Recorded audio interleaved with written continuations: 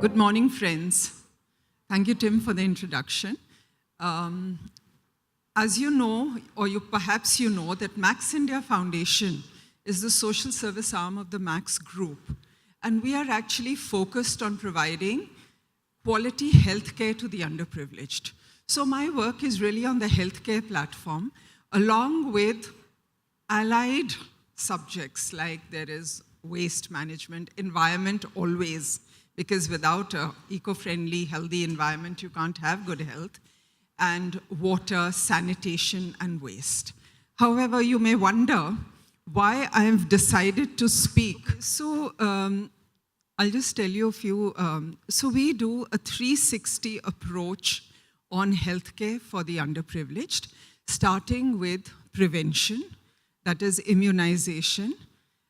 You'll wonder why we want to do immunization. It's a government project, yes, but in the government's own admittance. And we know from 2017 SDG reports that 65% is what we have achieved in immunization. There's still a lot to be done. So prevention is one, with screening, immunization, health checkups, and then health awareness is a very big piece, especially in our country, when most of the people, especially the underprivileged where we work in slum areas, really don't know how to prevent disease. And in prevention, we also talk about prevention of cancer. For example, our anti-tobacco is a very big campaign. And we are actually working with the Delhi police, and we are training them to enact. There is an act in place which they weren't aware that they had to work on it. This is COTPA, Cigarettes and Tobacco Products Act. So now we are training the police to stop the public from smoking in public places, to stop the sale of tobacco products in the vicinity of schools and institutions. And we bring to the platform doctors, oncology doctors, from our own group, and a number of patients who are victims of cancer of the mouth, lung. And hearing them is what makes all the difference. So besides that, we are also facilitating high-end surgeries and treatment. Most of you know, this is it. Most of you know that in India, it's not easy to get treatment because the government hospitals are full. And you may have to wait over a year to get a tumor operated. And you don't have that here. So we do facilitate high-end surgeries and treatment for children with heart problems, with cancer, and other related things. So, but today, I decided I would not speak of those goals that we are addressing, like health and well-being, water, sanitation, because those of us who are in the development area, which is, I think, all of us, address these very frequently. I think we speak about them. Most of us are working on those platforms: education, health, drinking water, sanitation. However, I feel very strongly about goal number 16, which I think is unaddressed or less addressed.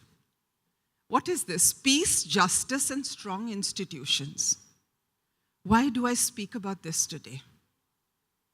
I think it's the basic cause and the basic effect. This is what is needed. If we look, I've underlined sustainable development. So the goal states, promote peaceful and inclusive societies for sustainable development, which is our common goal. We're all looking at sustainable development. Provide access to justice for all and build effective, accountable, and inclusive institutions at all levels. I very fervently believe that this target, sustainable development, cannot happen until all of us work on this platform, until there is peace, justice, and strong institutions. What is the absence of peace? Aggression. Aggression manifests in different forms. It is when we have aggression that we don't have peace. So where does this aggression come from? Friends, it basically comes from a feeling of inadequacy. I am a have-not. You've heard of the haves and the have-nots. You've heard of the discrepancies. Well, today, more than a few years back, thanks to the media, thanks to digital literacy, all the more people are aware. And they feel even more strongly, I am a have-not. So that causes disturbance in them and their society. It causes aggression. Why should I be anything less? Why don't I have the opportunities? Why is my child not going to the similar school? So unequal distribution is big, and sadly, corruption is big. I can speak about our country. I know it happens in other places also. Why is there unequal distribution when we have laws, but we don't follow them? There is a corruption.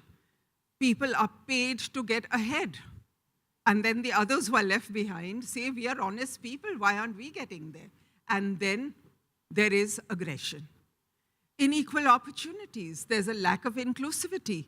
I know that the hundreds and thousands of people whom I am treating or dealing with on a daily basis, they don't have a fair chance. They don't have a doctor to go to. They don't have medicine to treat themselves. They don't have the money. And when one of their members of one of their families has, say, cancer and needs 5 lakh, they are sad, but they are also angry. Why?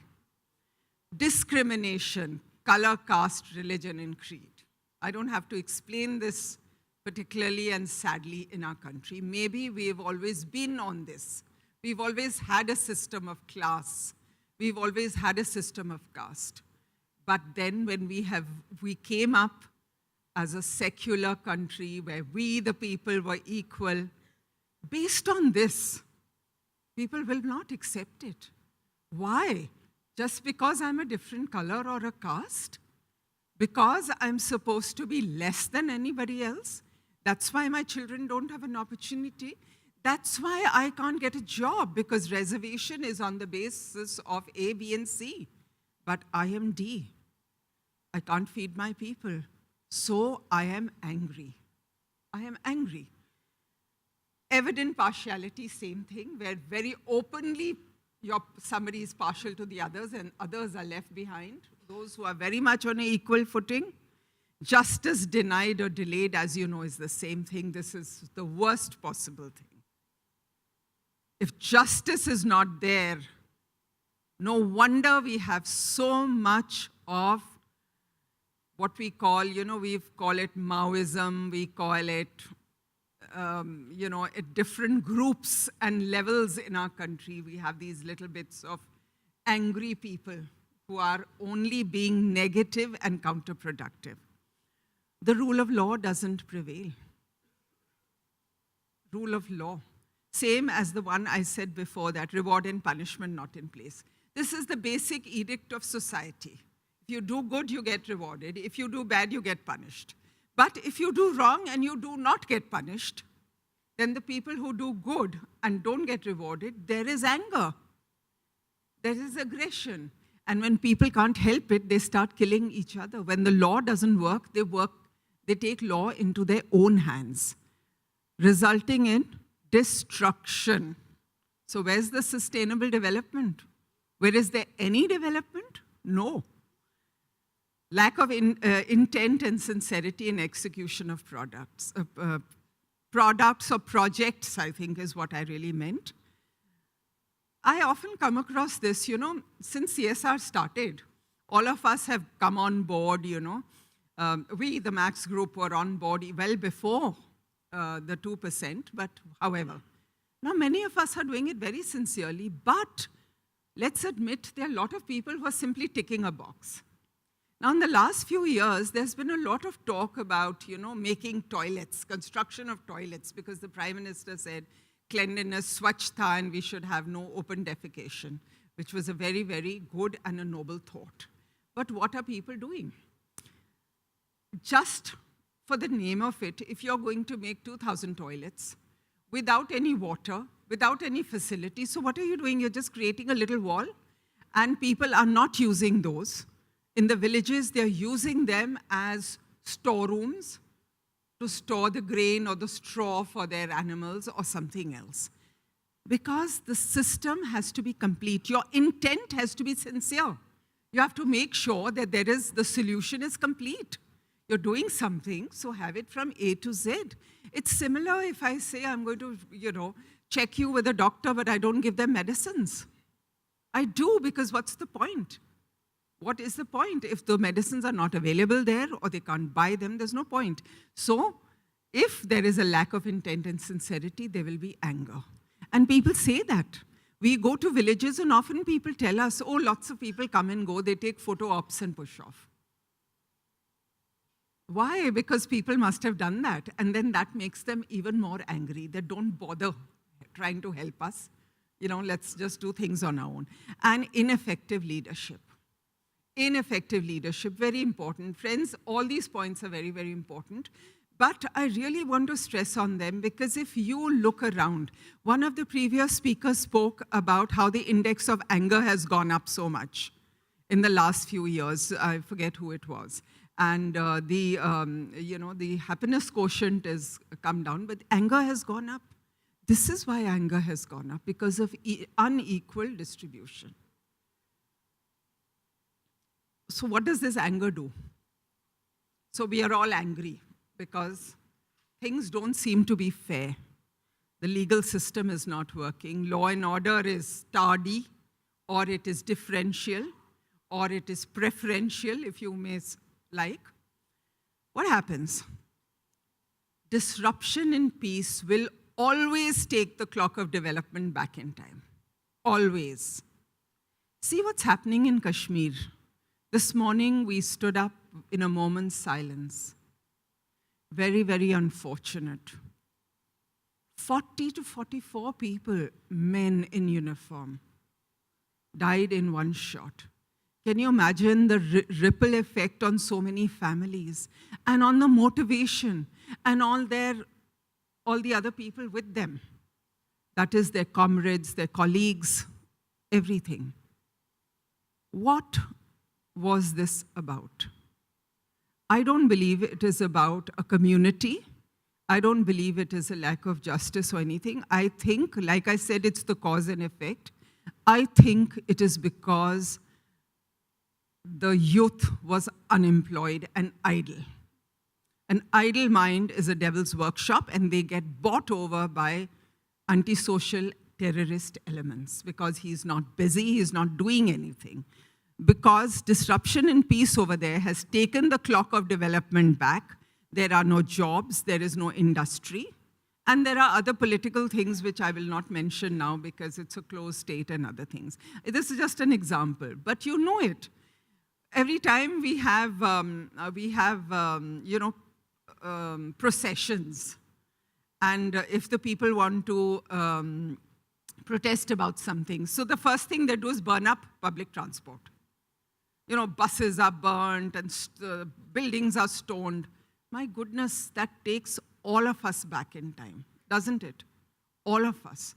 So justice and peace were necessary to prevent this. They were necessary. Okay, it widens the gaps between haves and have-nots. And this is a very dangerous thing, very dangerous. You know that Maoism, the Maoist movement, right from Nepal, there's a whole red corridor down our country. I forget the number of states that are affected. You all know it better than me. Where do these things start? I won't say what they are now. What does it start? It starts by economic deprivation. If you don't have food to eat and you feel that you're not being treated right. And it starts from there. It's always a righteous thing. What it becomes later is a different matter. Some leaders make it their own personal causes. But it always starts with economic deprivation. Revolutions all over the world have happened because of that. You remember Marie Antoinette saying, if they don't have bread, give them cake. For goodness sake, they didn't have bread. They didn't have enough to eat. And then what happened? The French Revolution, beheading of the kings. So this is a natural sequence, but why I'm focusing on it is that it needs focus today. It really needs the focus. Okay, so politicizes civil societies. Truly and fully, we are seeing that all the time. Anything happens, instead of addressing it collectively, we are politicizing it. It increases the ignorance, increases frustration of population when basic needs are not met. And that is basically food security in healthcare. Increases unproductive expenditure. This is very important in maintaining law and order and countering terrorism or war. If your budget for development is going to get bifurcated into budgets to maintain law and order and peace, you know, many of our states, I'm telling you, there are a whole lot of people, companies and companies of security men have been raised and are deployed there simply to maintain law and order because of the, I don't know whether I should call it terrorists or should I call it Maoists, or from the unsatiated population who feel that they don't get attention, nobody is listening to them, nobody is giving them justice, so let's take to violence. At least we'll get noticed. So kill somebody, put a bomb somewhere, and not realizing that that whole system goes back. It gets worse. But that is what aggression results in. And I want to focus on this for simple reason, that peace, justice, and strong institutions are therefore a prerequisite and a vital need to ensure sustainable development. Those of us who are in the development sector must keep this in mind. I will speak a little later about what we can do about this. But let's look at the target of Goal 16. So I think Goal 16 was a very thoughtful, obviously the United Nations came up with all these goals to transform the world, they said, to transform the world. And this was a very, very vital, because it's not only in India that there's so much of, I should say, disruption of peace, but it's all over the world. I will just go through these very quickly. Reduce all forms of violence and related deaths. Of course, this is easier said than done, but this is one of the goals.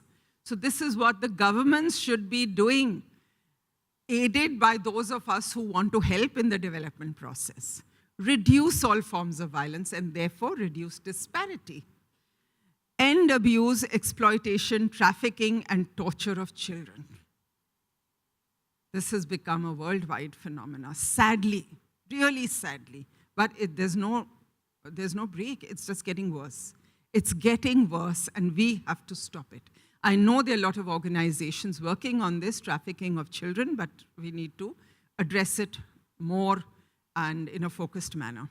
Promote the rule of law and ensure equal access to justice for all. Again, some organizations are working on this, advocacy, justice, not that many, but there are a few. I think we need to take that on more focused, more explicitly. Reduce illicit financial and arms flows. This is also a big problem. That is how the unauthorized people get hold of these things, don't know what to do with it, become very important, become very powerful. Reduce corruption and bribery in all forms. I know this will be the day if we can do it, but we've got to work towards it. And how? Start with ourselves. Refuse to give in. Start in our own environment. Start and put forward. We, with our own organizations, we are a platform. We are the non-governmental organizations can make representation to local bodies and to local governments to ensure that bribery doesn't work. Develop effective, accountable, and transparent institutions. The institutions are the foundations of our society on which the societies stand. Let's keep them clean, clear, transparent, and strong. There are some other goals. Representative decision-making at all levels. Inclusive, include all. Till a few years back, in our country, we really didn't have much for the challenged people. Even the ramps for wheelchairs came only a few years back. So this, I'm just mentioning it as one point of inclusive. Let us, whatever development we do, let us make it inclusive, irrespective of caste, color, creed, and economic ability. Widen and strengthen participation of developing countries, that is worldwide, very important. What is developing country? Doesn't mean the poor. Actually, it means everybody, as you develop further. By 2030, provide legal identity for all. Legal identity. Actually, a lot of people just don't have access to any legal identity or help. Ensure public access to information and protect fundamental freedom. Now, access to information can be another topic completely, because one doesn't know how much information is correct and not, but everyone must be informed. And being informed helps in preserving peace because it keeps ignorance away. So there's no point keeping quiet and everything under wraps. The population, the people must know reality, must know. Strengthen national institutions, build capacity, particularly to prevent violence. Combat terrorism and crime. How do you build capacity? You have to think, you have to plan, and you have to put in place actions for certain situations. It should all be there so that, you don't start from scratch. I mean, whether it be the police, whether it be the paramilitary, whether it be the scouts, the guides, have more of these platforms where people can connect together. Okay. Promote and enforce non-discriminatory laws. This, of course, is most important. Non-discriminatory. If we say we are all equal, democracy, and then if we can't, then that is where the problem starts. It cannot be 100% ever, but surely we can attempt it. And even the attempt will help. The process will help. When people see that there is some intent and sincerity, it will help. Now, achieving these peace, justice, and strong social institutions will definitely lead to sustainable development. How? A, it creates confidence and hope in the population. Also, it enhances productivity by giving jobs and proportionate gains. You see, when you're treating everybody equally, then you are training them, you're giving everybody education, which is good, is quality, and you're giving them opportunities. And this can happen through good governance, maintaining law and order, no corruption, and no discrimination. Now, I want to say a few things to those of us who work on the ground. How many from NGOs or other organizations who work on the ground? Could you raise your hands? Okay. So now we are an interface with the population, right? We meet them, whether on whatever. If I organize health camps, so we organize a health camp, there's a doctor, there's a pharmacist whose doctor's going to see them, give medicine. While this is happening, we speak to them about the diseases of the season, how they should maintain themselves. Why should we not give them knowledge about some of the projects that they are, and programs that they are entitled to by the government? And why don't we help them in achieving those? Also very important, friends, is to talk on a one-to-one. I know it's a difficult thing, but your volunteers, it is when you speak to people, you will understand their needs. And speaking, being heard, is one of the greatest things of empowerment. Most of the people feel frustrated because they feel nobody's listening. We have no one to talk to. Who should we say this to? So if your organization listens to the people with whom you work, you will yourself get the solutions. You will help them to feel truly empowered because you will help them to achieve something. Let them go up. Aren't we all going up? 1 level, 2 levels at a time. And that is how we are trying to achieve our inclusive and sustainable development. Speak, understand. If you don't know the answers, find out. Let's get together. Then there are so many programs which are on paper, but nobody knows about them, or they're not being implemented. Why can't we go up to the local government authorities and say, why isn't this happening? They are supposed to get this much, whether it's health insurance, whether it's Manrega, whether it's anything. Let us be their representatives because they have no access to legal aid or anything else. So this is something that can happen. It can happen. So I want to say again, only if the road is smooth and the path free of thorns and ditches. These were the ditches, all those aggressive, all those forms and reasons of aggression.